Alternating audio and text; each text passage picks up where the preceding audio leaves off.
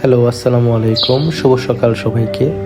আমি গতকাল ছিলাম কোর্ট বাজার উখিয়া উপজেলায় অবস্থিত আমার এক কলিগের বাসায়। শুক্রবার এবং শনিবারে কক্সবাজারে অনেক ভিড় থাকায় আমি কোনো হোটেল পাইনি, তাই আমার কলিগের বাসায় এসে রাতে এই 2 রাত থেকেছি। আমি কোর্ট বাজার থেকে একটি সিএনজিতে করে চলে যাচ্ছি ইনানি বিচের দিকে। সেখানে মেরিন ড্রাইভের কাছেই অর্কিড ব্লু রিসোর্ট রয়েছে। আমি সেখানে থাকবো আগামী 23, 24, 25শে ফেব্রুয়ারি 3 দিনের জন্য। সেখানে আমার রুম বুকিং দেওয়া আছে। যাওয়ার পথেই আসলে আমার সেই চিরচেনা জায়গাটি খুঁজে পেলাম। এর নাম হচ্ছে সোনারপাড়া বাজার। এটিও উখিয়া উপজেলায় অবস্থিত। এই বাজারের বিশেষত্ব হচ্ছে এখানকার মানুষেরা যে পরিমাণ সুপারি চাষ করে, তাদের বাড়িতে বাড়িতে অসংখ্য সুপারি গাছ। সেই সুপারিগুলো তারা সংগ্রহ করে নিয়ে আসে এই বাজারে বিক্রি করার জন্য। আর সবচেয়ে মজার বিষয় হচ্ছে তারা এই সুপারিগুলো যেভাবে সংগ্রহ করে তা হয়তো অনেকেই শোনেননি কখনো। তারা অনেক দিন, প্রায় কয়েক মাস বা বছর খানেক সময় ধরে সেই সুপারিগুলো গাছ থেকে সংগ্রহ করে এনে পানিতে ভিজিয়ে রাখে। দীর্ঘদিন এবং মাস ধরে সেই সুপারিগুলো পানিতে ভিজিয়ে থাকার ফলে একটা গন্ধ তৈরি হয়। গন্ধটা অনেকেরই পছন্দ হয় না। তো আমি সোনারপাড়া বাজার থেকে একটি অটোতে চেপে চলে এলাম অর্কিড ব্লু রিসোর্টের পেছনের রাস্তায়। আমি মেরিন ড্রাইভ পর্যন্ত হেঁটে নিয়ার অ্যাবাউট 50 মিটার হেঁটে তারপর অর্কিড ব্লু রিসোর্টে চলে এলাম। রিসেপশন থেকে চাবি নিয়ে আমি চলে এলাম লিফটের 4 অর্থাৎ বিল্ডিংয়ের 5 তলায়। আমি যাচ্ছি এখন আমার রুমের দিকে। তো চাবিতে লেখা আমার রুম নাম্বার 502।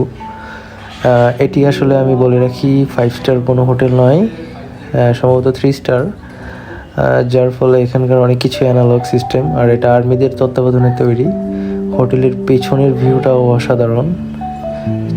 বিভিন্ন ধরনের জমি জমা যেগুলো কৃষকরা চাষ করেছে। রুমের ভিতরের পরিবেশটাও দারুণ, খুবই চকচকা ঝকঝকা, পরিষ্কার পরিচ্ছন্ন করে রাখা আছে। আমি বিছানার কমফোর্টটা টেস্ট করলাম। এটাই আমার একটা অভ্যাস, জাম্প দিয়ে বিছানা টেস্ট করা।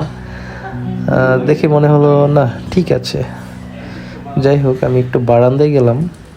ওয়াও, বারান্দাটা দারুণ, যদিও অনেক ছোট বারান্দা। বারান্দা থেকে ফুল সি ভিউ দেখা যাচ্ছে। মেরিন ড্রাইভ রোডের ওপারেই হচ্ছে পুরো সমুদ্রটা। মেরিন ড্রাইভ দিয়ে সারি সারি গাড়ি চলে যাচ্ছে। এই গাড়িগুলো কলাতলি ডলফিন মোড় থেকে সুগন্ধা লাবণী পয়েন্ট থেকে কলাতলি ডলফিন মোড় হয়ে ইনানি বিচ হয়ে হিমছড়ি, ইনানি, পাটোয়ার টেক, এসব জায়গা হয়ে শাহপুরীর দ্বীপ বা টেকনাফের দিকে পর্যটক নিয়ে যায়। বিভিন্ন ধরনের চাঁদের গাড়ি, মাহিন্দ্রা এবং প্রাইভেট কার তো রয়েছেই। রিসেপশনের দেওয়া অনেকগুলো হটলাইন নাম্বার রয়েছে, যেটা যার প্রয়োজন। আমি একটু ওয়াশরুমটা টেস্ট করলাম। ওয়াশরুমটা দেখে তো ভালোই মনে হচ্ছে, তবে এটার ডিজাইনটা আমার পছন্দ হয়নি। কমোড কেন ওয়াশরুমের মাঝখানে থাকে আমি এটা বুঝতে পারলাম না। কমোডটা থাকার কথা আসলে কর্নারে। যাই হোক, সিভিল ইঞ্জিনিয়ারদের বা ডিজাইনারদের ভুল, এটা বলে লাভ নেই। আমি ফ্রেশ ট্রেশ হয়ে একটা ঘুম দিলাম এবং সন্ধ্যায় আবার হোটেলের নিচে নামলাম একটু হাঁটাহাঁটি করবো বলে। তো মেরিন ড্রাইভ ধরে হাঁটলাম, হোটেলের সামনে দিয়ে কিছুক্ষণ হেঁটে চতুর্দিক খেয়াল করলাম। এই জায়গাটা অনেক নীরব, নিরিবিলি, মনে হবে যে একটু ভুতুরে ভুতুরে পরিবেশ, কারণ এখানে লোক সমাগম একেবারে নেই বললেই চলে। আমি হোটেলের দিকে হেঁটে যাচ্ছি আর দেখছি যে এটার লাইটিংগুলো কেমন। একটু সামনে গেলেই আমার হাতের বাম দিকেই দেখা যাবে একটা বারবিকিউ পয়েন্ট রয়েছে। এই জায়গাটায় মানুষ বসে আসলে লাইটিং উপভোগ করে। বারবিকিউ পয়েন্টের দিকে একটু আগালাম। বারবিকিউর ধোঁয়ায় চতুর্দিক ভরে গিয়েছে। দারুণ একটা স্মেল বেরোচ্ছে, খুবই ডেলিশিয়াস। সেখানে হোটেল কর্তৃপক্ষের লোকজনই বারবিকিউ করছে। তাদের ম্যারিনেশনটা দেখে চমৎকার লাগছে। মশলার কম্বিনেশন, কালার সবই ঠিকঠাক। সম্ভবত এই বারবিকিউ আমাদেরকে রাতে সার্ভ করা হবে। কিছুক্ষণ আমার মনে হাঁটার পর চিন্তা করলাম কি করা যায়। তো আমি গাছের পাতা ধরে চেক করছিলাম, বিভিন্ন ধরনের গাছপালা রয়েছে এখানে, যে আসলে এগুলো কী গাছ। আমি নর্মালি এত গাছপালা চিনি না, যারা গাছ লাভার আছেন তারা হয়তো দেখলে চিনতে পারবেন। খুব সুন্দর একটা সফট বাতাস বয়ে যাচ্ছে, বাতাসটা খুবই চমৎকার লাগছে, নাতিশীতোষ্ণ একটা বাতাস। আমি শুনেছি ঢাকায় নাকি আজ বৃষ্টি হয়েছে, যদিও এখানে কোনো বৃষ্টির দেখা নেই, তাই একটু ঠান্ডা ঠান্ডা লাগছিল।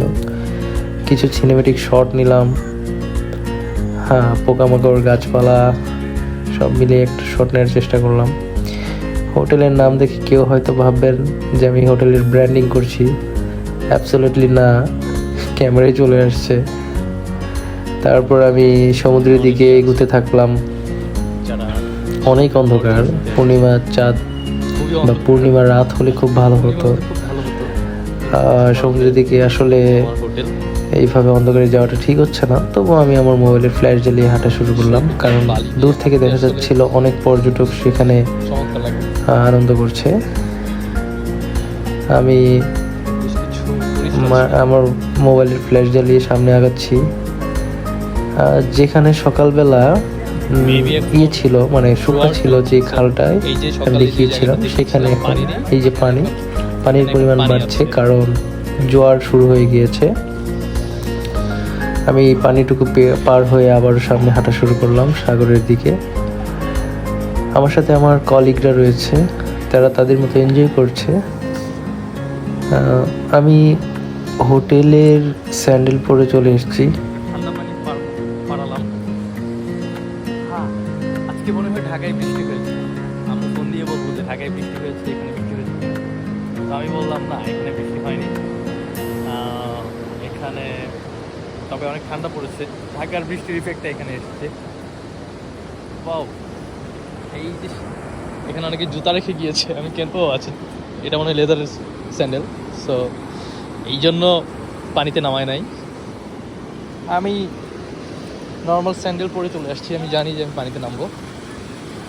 এই যে পানি, ও জোয়ার জোয়ার, কি ভাই জোয়ার না, পানির ঢেউ অনেক বেশি, ও মাই গড, জোয়ার চলছে।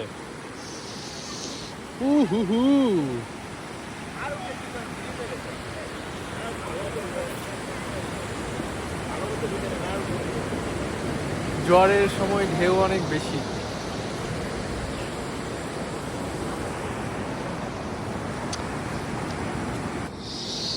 ওকে, স্যান্ডেল খুলে ফেললাম, কারণ স্যান্ডেল নিয়ে জোয়ারের ঢেউর সাথে আসলে কুলিয়ে উঠতে পারছিলাম না। তো এই যে পানি, আমি দেখাই, দেখা যাচ্ছে না অবশ্য, আরো বেশি লাইটের প্রয়োজন ছিল। এই যে পানি, ও ওয়াও ওয়াও, ও রে বাবা, একেবারে বিশাল এক ধাক্কা।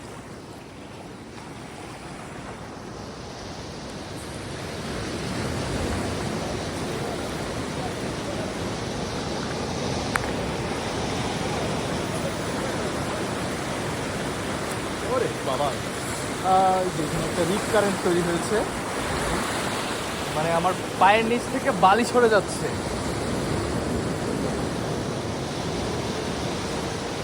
মানে একটা ঢেউ আসার পর আরেকটা ঢেউ ব্যাক করছে, দুটো ঢেউয়ের যে সংঘর্ষটা, সেই সংঘর্ষটা একটা রিপ কারেন্ট তৈরি করে। এটা সেন্ট মার্টিনে খুবই ডেঞ্জারাস, রিপ কারেন্টের টানে অনেকে একদম মারা যায়, সাগরের মাঝখানে চলে যায়, বুঝতে পারে না, ত্রিমুখী ঢেউ এসে এটা হচ্ছে একটা বিপদ তৈরি করে।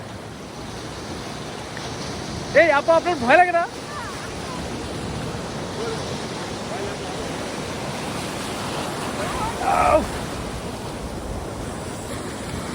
আমার প্যান্ট পুরো ভিজে গিয়েছে, আর ভেজার ভয় নাই, এখন ভিজেই গেছে। দেখুন সমুদ্র কিভাবে ফুসলে ফুসলে আসে। ও নো, ও মাই গড, কি ছিল এটা? তো আফটার ডিনার বেরিয়ে গেলাম একটু বিচে ঘোরার জন্য। সরি, এই হচ্ছে আমার হোটেল ভিউ, এই ওভারঅল ভিউ। পিছনে মেরিন ড্রাইভ।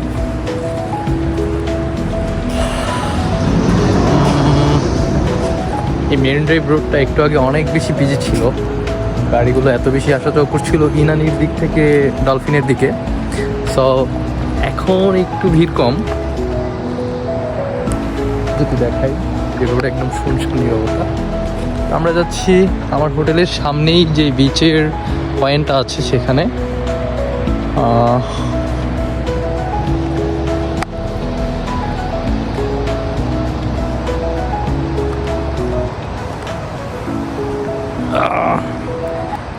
সামনে খুব অন্ধকার, অনেক কিছু দেখা যাবে না। ওয়াও, এই গাছগুলো খুব সুন্দর, দিনের বেলা আরো ভালো লাগে, রাতে তো বোঝা যাচ্ছে না।